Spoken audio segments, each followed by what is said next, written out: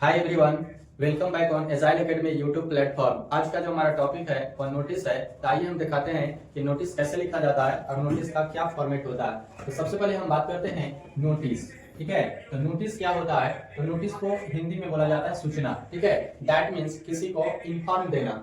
तो जैसा कि हम समझते हैं कि फॉर्मेट ऑफ नोटिस क्या होना चाहिए। आखिर एक नोटिस को लिखने के लिए उसका फॉर्मेट जो है किस तरीका का होना चाहिए।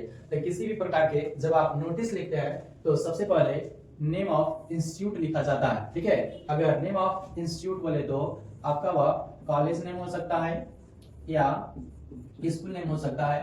अकॉर्डिंग टू वह क्वेश्चन में दिया हुआ रहता है कि कॉलेज नेम है या स्कूल नेम है। उसके बाद जो आपको नोटिस लिखना है तो खुद नोटिस वर्ड को ही लिखा जाता है फॉर्मेट ऑफ नोटिस में। उसके बाद आप सब्जेक्ट बनाएंगे, उसके बाद आप बॉडी ऑफ नोटिस बनाएंगे और जब भी एक नोटिस को लिखा जाता है तो एक बॉक्स के अंदर आता है। तो सर हमको यहाँ पर ये समझना है कि सब्जेक्ट क्या होता है। तो जब आपके पास क्वेश्चंस आएगा उस क्वेश्चन के अंदर बताया हुआ रहेगा कि किस चीज के बारे में आपको इंफॉर्मेशन देना है, दैट मींस सूचना देना है, नोटिस करना है बच्चे लोगों को। तो वह क्वेश्चन में आपको एक्सप्लेन कर दिया जाएगा कि सब्जेक्ट किसको में क्या है। यानी एक क्वेश्चन के अंदर आपको सब्जेक्ट देखने के लिए मिलेगा।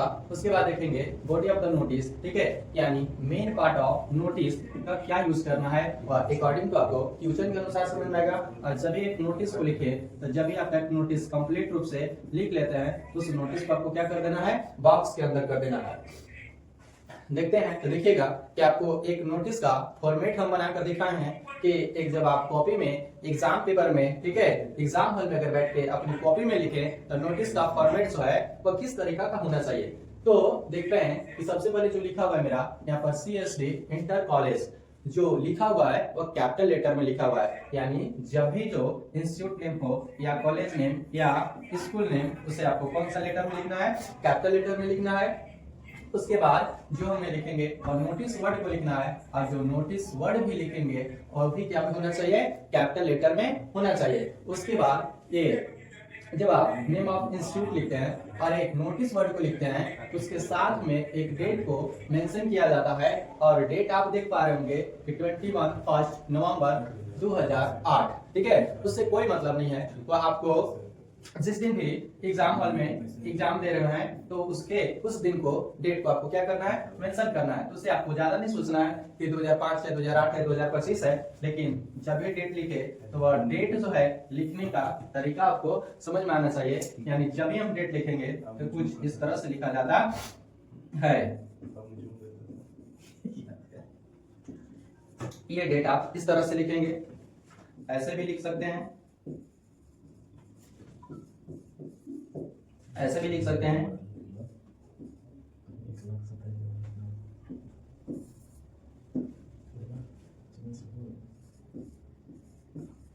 ऐसे भी आप डेट लिख सकते हैं।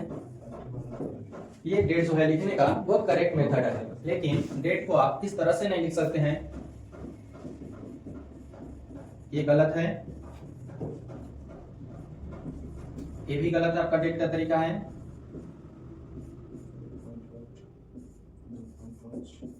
ये भी जो डेट जो लिखे हैं ये गलत है। यानी दैट मींस जब भी हम एक डेट लिखे तो कुछ इस तरह से आपको डेट लिखना है। ये डेट लिखने का एक करेक्ट मेथड है और ये जितने भी सारे जो डेट लिखे गए हैं ये सारे के सारे क्या है, रॉन्ग है। यानी जब आप एक नोटिस के अंदर डेट लिख रहे हैं तो आपको और नोटिस के अंदर ध्यान देना है कि डेट जो है हम किस तरह से लिख रहे हैं। तो यानी देख रहे हैं कि इस तरह से क्या किया जाता है, एक डेट को लिखा जाता है। देखते हैं उसके बाद क्या लिखना है, आपको सब्जेक्ट लिखना है। तो सब्जेक्ट हमें क्या मिलेगा, जब एक हम क्वेश्चन को पढ़ रहे होंगे उस क्वेश्चन के अंदर हमको समझ में आएगा कि इसका सब्जेक्ट क्या होना चाहिए। तो क्वेश्चन के अकॉर्डिंग टू कोई भी चीज हो सकता है, कोई प्रोग्राम के बारे में हो सकता है, कोई क्यूज के बारे में हो सकता है, या क्वेश्चन आपको खुद ब खुद एक्सप्लेन कर देगा कि वह क्वेश्चन किस तरह का आपका सब्जेक्ट होना चाहिए। ठीक है, तो जब एक नोटिस को अगर आप लिख रहे हैं तो स्टार्टिंग लाइंस उसके लिए क्या हो सकता है, तो देखेंगे उसके लिए स्टार्टअप लाइंस हो सकता है कि all students and teachers are inform that. ठीक है, नोटिस दैट मींस इन्फॉर्म। ठीक है, अब यहाँ पर देखेंगे कि एक वर्ड यहाँ पे लिखा गया है स्टूडेंट्स और एक वर्ड यहाँ पे लिखा गया है टीचर्स। ठीक है, ये जो दो वर्ड है आखिर एक नोटिस के अंदर स्टूडेंट और टीचर्स को ही क्यों लिखा गया है, क्योंकि कोई भी स्कूल या कॉलेज कॉलेज जो चलाया जाता है तो वह किसके बीच रिलेशन होता है, तो वह एक स्टूडेंट्स एंड टीचर्स का ही रिलेशन होता है। इसलिए जब हम एक नोटिस लिख रहे हैं तो सबसे फर्स्ट वाला लाइन में यूज कर रहे हैं कि all student and teachers are inform that, ठीक है। उसके बाद लिखेंगे अवर स्कूल या कॉलेज, ठीक है। और क्वेश्चन के अकॉर्डिंग तो आपको समझ में आएगा कि आंसर में आपका कॉलेज होगा या स्कूल होगा। अगर क्वेश्चन में स्कूल का नाम दिया हुआ रहेगा तो हम स्कूल वहां पे लिखेंगे, अगर क्वेश्चन में कॉलेज का नाम दिया हुआ रहेगा तो हम कॉलेज का नाम कॉलेज यहाँ पे लिखेंगे। तो देखिएगा क्या करा है, अवर स्कूल या college is going to organise a programme. जैसा कि आपको यहाँ पे दिख रहा होगा, बीच में हम ब्लैंक्स कर दिया है, तो क्वेश्चन जिस प्रकार का यहाँ पे रहेगा उसी प्रकार के यहाँ पे वर्ड आपका क्या हो जाएगा, सेटल हो जाएगा। तो इस तरह से आप देख रहे होंगे कि एक नोटिस का फॉर्मेट किस तरह से होता है, किस तरह का होता है। तो आपको जैसा कि पता है कि जब एक हम लोग नोटिस लिखते हैं तो उसको लास्ट में क्या कर देना रहता है, बॉक्स में बना देना रहता है। यानी जब भी एक नोटिस को लिखे तो जब आपका कंप्लीट लिखा हुआ जाता है तो उसे क्या कर दें, एक बॉक्स में कर दें और नीचे लिखा जाता है योर हेड बॉय या गर्ल। वह क्वेश्चन में आपको बताएगा कि आप हेड बॉय हैं कि कल्चरल सेक्रेटरी हैं, वह क्वेश्चन ही आपको एक्सप्लेन करेगा। तो ये आज का जो हमारा वीडियो था सिर्फ और सिर्फ एक नोटिस का फॉर्मेट था कि एक एग्जाम में अगर हमें नोटिस लिखना हो तो नोटिस का किस प्रकार का फॉर्मेट होना चाहिए, कैसे लिखा जाता है, इसका स्टार्टअप कैसे किया जाता है। अगले वीडियो में हम आपको एक कंप्लीट नोटिस लिखकर दिखाएंगे कि नोटिस कैसे लिखा जाता है। मैं समझ रहा हूं कि आपको ये वीडियो अच्छी लग रही है। अगर हमारी वीडियो अच्छी लगे तो हमारे चैनल को जरूर सब्सक्राइब करें। That's all.